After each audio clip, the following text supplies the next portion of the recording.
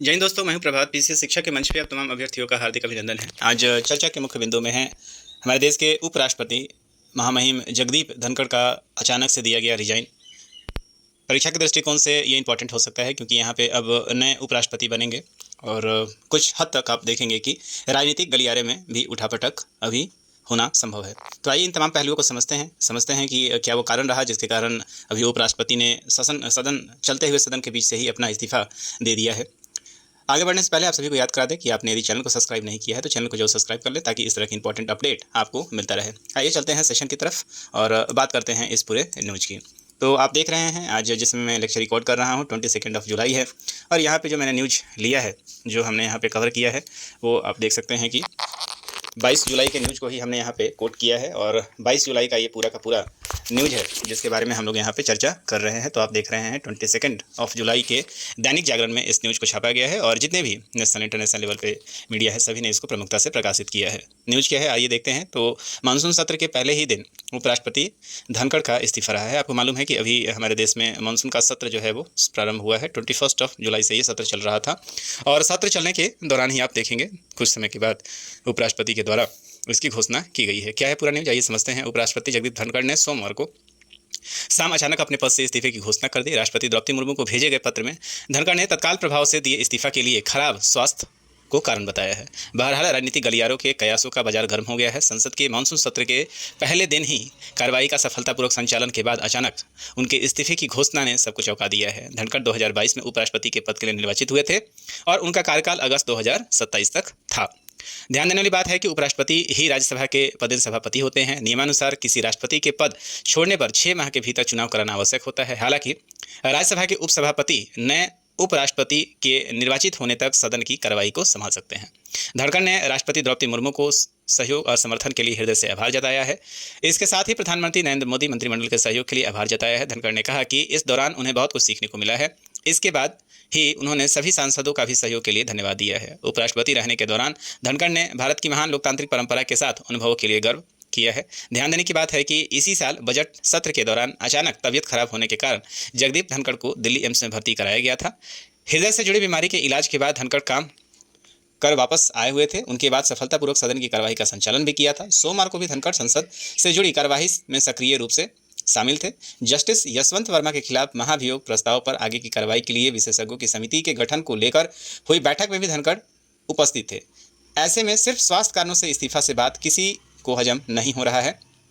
ध्यान रहे कि कुछ अरसे पहले विपक्ष की ओर से उनके खिलाफ अविश्वास प्रस्ताव भी लाया गया था। हालांकि वह परवान नहीं चढ़ सका। अटकलें यह लग रही हैं कि अविश्वास प्रस्ताव के वक्त उन्हें अपेक्षा अनुसार सरकार से नैतिक समर्थन नहीं मिला था, जबकि सच्चाई यह है कि सरकार के समर्थन के कारण ही यह प्रस्ताव परवान नहीं चढ़ा था। वहीं धनखड़ के इस्तीफे के बाद अगले उपराष्ट्रपति को लेकर कयासों का बाजार गर्म हो गया है। कई नेताओं के नाम पर चर्चा शुरू हो गया है। तो आपने देखा ये पूरा का पूरा जो है वो न्यूज़ है। यहाँ पे क्या हुआ है कि सोमवार का जब सदन चल रहा था तो इससे पहले कुछ समय के लिए इनकी तबीयत जरूर खराब थी, लेकिन वापस आके ये सदन में एक्टिवली पार्टिसिपेट कर रहे थे। यशवंत वर्मा के बिल को लेकर कार्रवाई भी चल रही थी और अचानक से जब शाम होता है तो शाम के समय ही उपराष्ट्रपति अपने पद से इस्तीफा की घोषणा कर देते हैं। अब राजनीतिक गलियारे में इसके कई सारे मायने निकाले जा रहे हैं। इसको लेकर एक और आर्टिकल आप देख सकते हैं। समृद्ध लोकतंत्र निरंतर कटुता को बर्दाश्त नहीं कर सकता है, धनखड़ साहब का स्टेटमेंट है। तो ये लोकतंत्र को लेकर जो लगातार क्रिटिसिज्म होता रहता है और अपनी पार्टियों के द्वारा जो लगातार सदा को रोका जाता है उसको लेकर भी इन्होंने ये एक स्टेटमेंट दिया था, आप देख सकते हैं। तो कुल मिला के बात ये है कि अभी यदि पॉलिटिकल गलियारों की बात चले तो यहाँ पे जो सूत्रों के माध्यम से खबर निकल कर आ रही है, हालांकि ये ऑफिशियल नहीं है, ये समय के साथ इसे ऑथेंटिकेट करना होगा। अभी बिहार में इलेक्शन है और बिहार में इलेक्शन ऐसा बताया जा रहा है कि संभव है कि उपराष्ट्रपति ने जो इस्तीफा दिया है उसका लिंक कहीं ना कहीं बिहार के चुनाव से है और संभव है कि यहाँ के बिहार के जो तत्कालीन मुख्यमंत्री है श्री नीतीश कुमार, संभव है कि उन्हें उपराष्ट्रपति के लिए पद प्रपोज किया जा सकता है। अब इसमें कितनी सच्चाई है या नहीं है ये तो समय के साथ ही क्लियर होगा। हालांकि उपराष्ट्रपति के इस्तीफा देने के बाद अभी उनके जो डिप्टी हैं वो अगले लंबे समय तक, जब तक कि नए उपराष्ट्रपति का चुनाव नहीं हो जाता है, तब तक वो पद को संभाले रख सकते हैं। अब आप देख सकते हैं थोड़ा सा संवैधानिक रूप से हम लोग बात कर लें कि उपराष्ट्रपति को लेकर तो भारत जो गणराज्य है वहाँ पे राष्ट्राध्यक्ष के अलावा भारत के राष्ट्रपति के एक उपराष्ट्रपति का भी प्रावधान है और उपराष्ट्रपति का पद राष्ट्रपति के बाद दूसरा सर्वोच्च संवैधानिक पद है। इस बात को याद रखेंगे। वरीयता क्रम में दूसरे स्थान पर, राष्ट्रपति पद के उत्तराधिकार क्रम में प्रथम स्थान पर होता है। उपराष्ट्रपति राज्यसभा के पदेन सभापति हैं। इस बात को याद रखना होगा कि जब राज्यसभा में सीनियर मोस्ट ही होते हैं और इसके पदेन सभापति माने जाते हैं। बात करें हम लोग आर्टिकल की, तो संविधान के भाग 5 के अंतर्गत आप देखेंगे जहां आर्टिकल नंबर 52 से लेकर 151 का जिक्र है, उसके अंदर जो केंद्र है वहां पे आप देखेंगे कि अनुच्छेद नंबर 66 आर्टिकल नंबर 66 में उपराष्ट्रपति के चुनाव की प्रक्रिया का उल्लेख किया गया है। उपराष्ट्रपति का चुनाव मुख्य रूप से अप्रत्यक्ष तरीके से संसद के दोनों सदन के सदस्यों, न कि राज्य विधानसभा इसमें हिस्सा नहीं लेती है, से मिलकर बने निर्वाचक मंडल के सदस्यों द्वारा अनुपातिक रूप से होता है। इस बात को भी हम लोग याद रखेंगे। तो यहाँ पे आप चलते हैं अपने सेशन की तरफ। तो आप देख रहे हैं कि इनके लिए जो चुनाव का जो हिस्सा रहता है अनुपातिक प्रतिनिधित्व प्रणाली का आप देखेंगे कि प्रयोग किया जाता है। उपराष्ट्रपति पंजाब विश्वविद्यालय और दिल्ली विश्वविद्यालय के कुलाधिपति के रूप में भी काम करते हैं। और अभी तत्कालीन जो जगदीप धनखड़ साहब हैं, तो भारतीय जनता पार्टी के जगदीप धनखड़ हाल ही में उपराष्ट्रपति पद के लिए चुने गए थे। 2022 में भारतीय उपराष्ट्रपति चुनाव में भारतीय राष्ट्रीय कांग्रेस के उम्मीदवार मार्गरेट अल्वा को इन्होंने हराया था। और तत्कालीन अभी इन्होंने स्वास्थ्य कारणों से और इसके लिए आर्टिकल नंबर 67A का हवाला जो है देते हुए उन्होंने अपने इस्तीफा राष्ट्रपति को सौंप दिया है। तो आप देखेंगे संविधान में कहा गया है कि उपराष्ट्रपति को राज्यसभा के एक प्रस्ताव द्वारा प्रभावी बहुमत द्वारा पारित किया जा सकता है और लोकसभा द्वारा साधारण बहुमत तय की आप देख सकते हैं आर्टिकल नंबर 16B के सहमति से दी जा सकती है। ये हटाने के लिए, मतलब उनके हटने के लिए है। संविधान में कहा गया है कि उपराष्ट्रपति को राज्यसभा के एक प्रस्ताव द्वारा प्रभावी बहुमत द्वारा पारित किया जा सकता है और लोकसभा द्वारा साधारण बहुमत से सहमति दी जा सकती है, लेकिन ऐसा कोई प्रस्ताव तब तक नहीं लाया जा सकता है जब तक कि कम से कम 14 दिन पहले नोटिस न दिया गया हो। ये बात उनके हटाने को लेकर हो रही है। विशेष रूप से संविधान हटाने के आधारों को सूचीबद्ध नहीं करता है। तो यहाँ पे हमारे संविधान में ऐसा कोई उपराष्ट्रपति को अपने पद से हटाने का कोई जिक्र नहीं किया गया है। यहाँ अपने स्वास्थ्य कारणों से इन्होंने इस्तीफा दिया है। इस बात को भी हमें यहाँ पे ध्यान रखना चाहिए। तो राज्यसभा में सभापति को हटाने को अनुच्छेद 122 के अनुसार किसी भी अदालत में चुनौती नहीं दी जा सकती है। इस बात को भी याद रखना पड़ेगा कि राज्यसभा में जब सभापति को हटाने के लिए जा रहे हैं, जब हटाया जाता है तो अनुच्छेद 122 के अंतर्गत उसे किसी अदालत में चुनौती नहीं दिया जा सकता है।